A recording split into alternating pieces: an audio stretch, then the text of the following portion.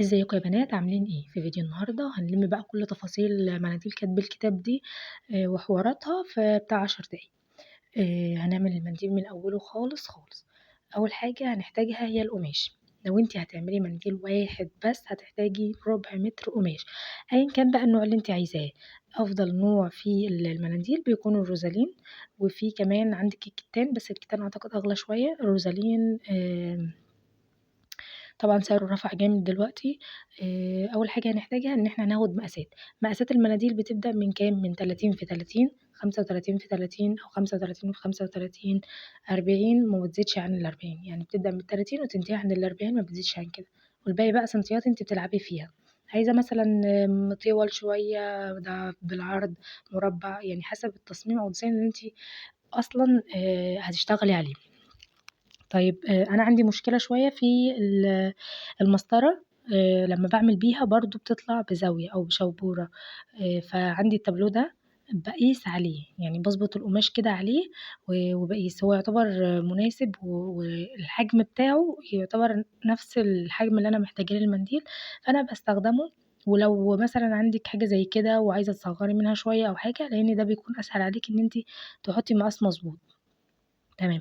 أنا دلوقتي أخدت المقاسات 35 في ناحية و30 في ناحية تانية. تمام. عشان أنا عايزاه بطول شوية.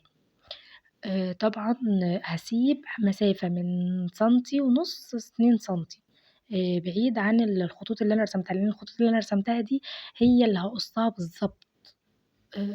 مش يعني هي اللي هامشي عليها في الخياطة بالضبط، فأنا محتاجة اللي جوّه. لو القماشة بتاعتِك هتعمليها ستان، أو حسيتِ إن القماشة بتاعتِك بتنسّر كده، بتفرفت، يعني بتطلع من الجناب فيها خيوط، زوّدي كمان عن المساحة بتاعة السنتي ونُص دوّة، بحيث إن أنتِ تاخدي وضع أمان، عشان يعني ما تحسّيش إن الخياطة باظت أو كده. الجزء ده اللي هو في أول القماش ده لازمًا يتشال، ده برّه كمان السنتي ونُص، يعني إحنا مش بنحسبه معاه، إحنا بنشيله وبعدين نسيب مسافة بعده. دلوقتي بقى هابدأ أضبط الdesign، يعني هاشوف المساحة فين رايحة فين وجاية منين وكده يعني. أول حاجة طبعًا بنحطها الأسامي، عشان دي اللي بتحدد لِك بعدها كل حاجة. فأنا باشوف نُص المنديل، 15 فوق و15 تحت، وباحط الخط اللي هارسم عليه الأسامي. تمام. بعد كده بقى باشوف الحاجات التانية، يعني هاحط مثلًا جملة، هاحط التاريخ، لو المنديل فيه عريس وعروسة باحدد مكانه، لو فيه رسومات باحدد مكانها.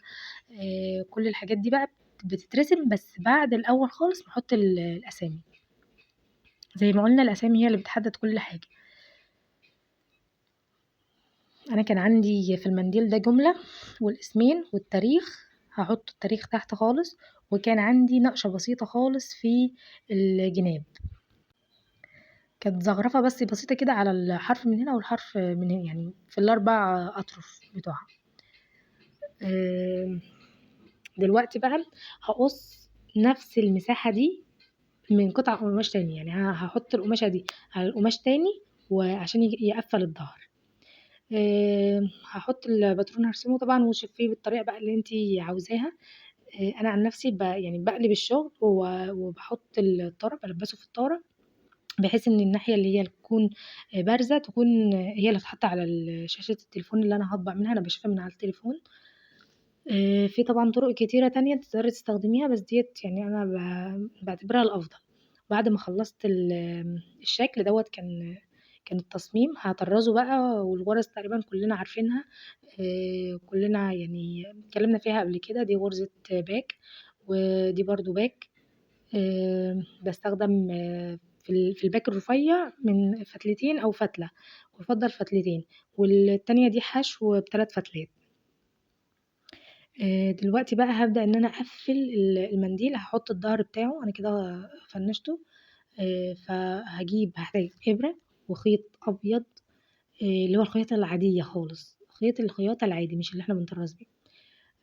هاجيب الشغل ده هاخلّيه على وشه، وهاحط القماشة اللي أنا قطعتها على قد اللي هي كانت بنفس المقاس دي، هاحطها وهابدأ إن أنا أخيّط خياطة سراج عادية خالص، ونخلّي بالنا إن إحنا بنخيّط على الضهر مش على الوش. يعني لو القماشة بتاعتِك فيها مشكلة من ناحية، خلّيها هي اللي قدّامِك، لان ده هيتقلب بعدين. هجيب بقى الطرفين واحاول ان انا اظبط المنديل ان هو اطرافه تكون على قد بعض عشان الخياطة ما تبوظش مني. طيب هبدأ دلوقتي على المنديل كله خياطة سراج عادية.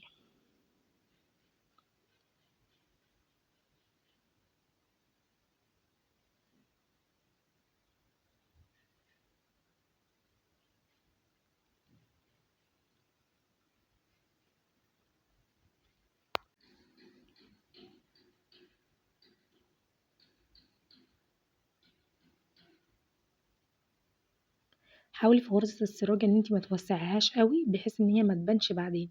احنا كده كده هنمشي عليها تاني. بعد الخطوة دي انا هحتاج جوبير. الجوبير طبعا حسب ما انتي عايزة. الجوبير بيبقى مقاسات من رفيع ووسط وعريض، وطبعا انتي اللي بتختاري الشكل بيكون من اختيارك. في حاجة لازم تكوني معرفاها للبنوتة اللي هتعمل عندك المنديل، ان الجوبير بالذات مش متشابه. فالمنديل مثلا هي لو جايبه لك صورة انت بتعرفيها ان المنديل الصورة دي فيها حاجات ممكن تختلف، اللي هو مثلا زي فستان العروسة انت ممكن ما تلاقيش الجوبير بتاعه، فتختاري حاجة مقاربة له بس مش هتبقى هي تيبيكال. كذلك الجوبير اللي بيتحط على الجناب، في ناس بتسيب المنديل كده اصلا مش بتقفله. المهم إن إحنا بعد ما بنخلّص داير ما يدور على المنديل بغرزة السراجة، إحنا بنسيب آخر جزء طبعًا ما بنقفّلوش عشان ده اللي بنقلب منه، وحاولي إنِّك تصغّريه على قد ما تقدري، يعني اللي هو اعملي فتح صغيّرة كده عشان ما تضايقكيش بعدين في الخياطة. بادخّل بقى الإبرة جوّه من جوّه الفتحة دي بحيث إن يكون الرابطة أو العقدة بتاعة الخيط لجوّه ما تبقاش لبرّه، وهابدأ إن أنا أعمل الغرزة دي اللي هي بتاعة التنجيد. هامشي بيها كده على الطرف كله، واحاول ان انا اراعي ان الخيط يكون القماش يكون مشدود، وانا تانية جزء تاني لجوه. انتي بس مجرد ما مسكتي من عند الخياطة من اول الفتحة كده بتلاقي الدنيا ايه اتنت كده ويكون الخط بتاعها واضح اللي انتي هتمشي عليه. بعد بقى ما بتخلصيه بتدخلي جزء كده من الإبرة في القماش لجوه وبتروحي جاية ساحبة يعني خيط وتقصيه. بس يعني اسحبي الخيط لجوه جامد عشان يعني يسيب مسافة حلوة، يعني شايفة كده، وبعدين تروحي جاية قصاه عشان يختفي جوه القماش نفسه ما يطلعش تاني. حابة انك تسيبي المنديل كده تمام، مش حابة وده الافضل انك تحطي جوبير بيغير شكله. خصوصا ان هو منديل بسيط، اللي بتسيبيه كده بيكون فيه خرز، بيكون افضل بكتير انك مش تحطي جوبير قوي او تحطي جوبير عريض يعني. الجوبير ده انا بستغل الحته دي في ان انا اتني الحروف كويس اكتر. يعني لو حاسين انه هتحس ان المنديل منفوخ شويه كده، فالحركه دي بتخلي المنديل يهدى معاكي. تمام. اول حاجه انا هثبت الجوبير وراعي ان يكون له عدله معينه. هبدأ بقى ان انا ادخل كده واخيط برضو خياطه سراج عاديه خالص. لو عندك مكنة يعني الخطوة دي هتكون هوا، مش هتاخد معاكي أي وقت، بس لو مش عندك فهنضطر إن احنا نخيط يدوي.